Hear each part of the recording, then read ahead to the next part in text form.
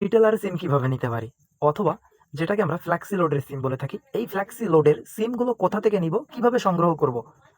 Flexi লোডের সিমটা কি?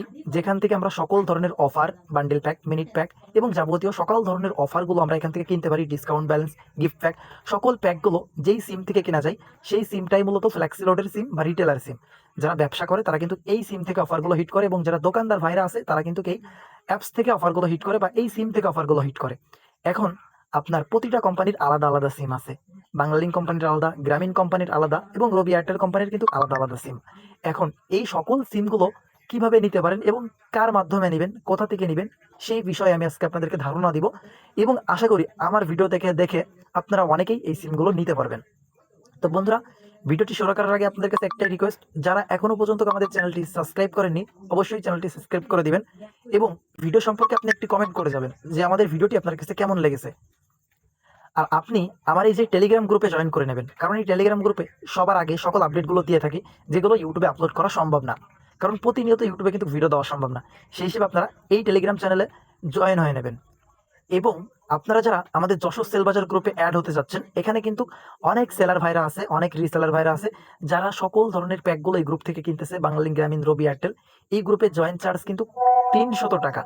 কিন্তু শুধুমাত্র আপনারা যারা আমার এই ভিডিওটা দেখে আসবেন তাদের জন্য চার্জ থাকবে 100 টাকা। তা আপনারা যারা 100 টাকা দিয়ে আমাদের এই গ্রুপে অ্যাড হতে চান, দ্রুত আমাকে নক করে এই গ্রুপে অ্যাড হয়ে যাবেন। এই গ্রুপে কিন্তু আপনি নিজে অফার সেল করতে পারবেন, এবং এই গ্রুপ থেকে আপনি নিজে অফারগুলো ক্রয় করতে পারবেন, সকল ধরনের অফার পাবেন।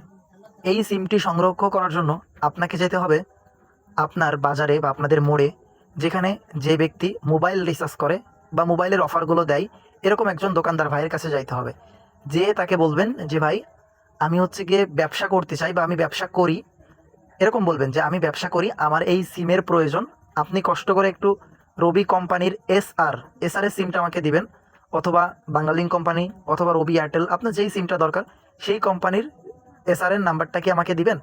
অবশ্যই আমি আশা করি ওই ব্যক্তি আপনাকে দিবে। যদি ওই ব্যক্তি না দেয়, আপনি বাজারে আরেক দোকানে যাবেন, সেই ব্যক্তির কাছে গেলে তার নাম্বারটা পাবেন, এবং সেই নাম্বারটি নিয়ে আপনি সরাসরি এসআরকে কল দিতে পারেন।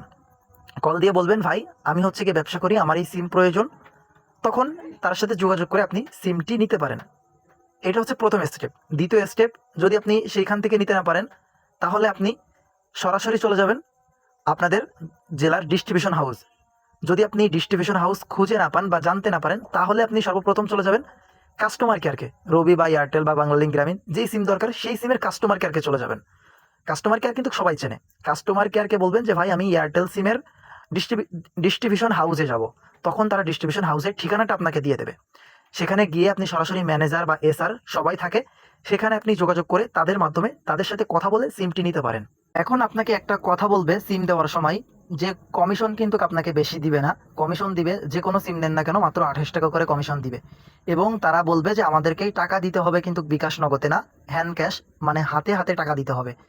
তাদের হাতে আপনাকে টাকা উঠিয়ে দিতে হবে, তাহলে আপনাকে তারা 28 টাকা করে কমিশন দিবে। এখন আমাদের টাকা থাকে নগদ বিকাশে।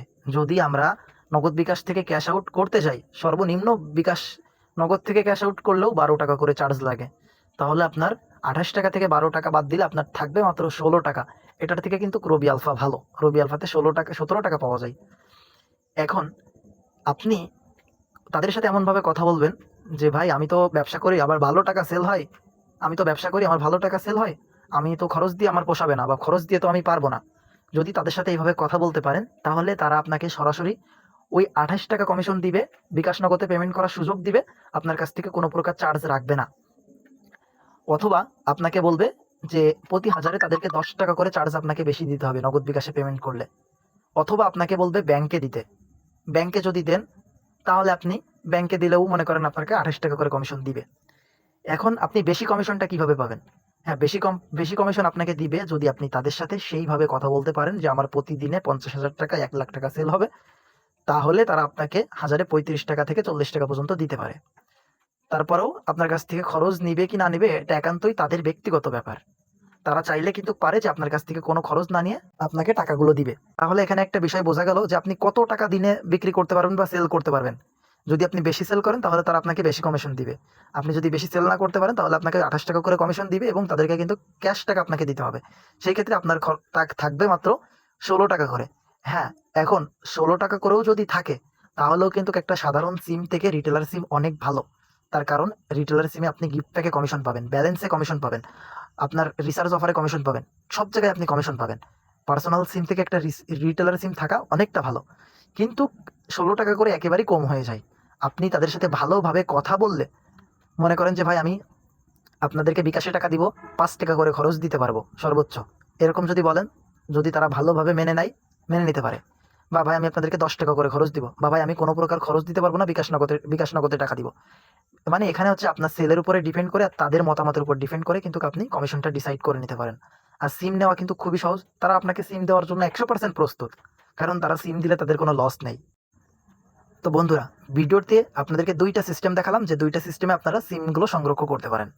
একটা হচ্ছে সরাসরি তাদের হাউসে গিয়ে কথা বলে, আরেকটা হচ্ছে গিয়ে দোকানদার ভাইয়ের কাছ থেকে নাম্বার নিয়ে সরাসরি কথা বলতে পারেন।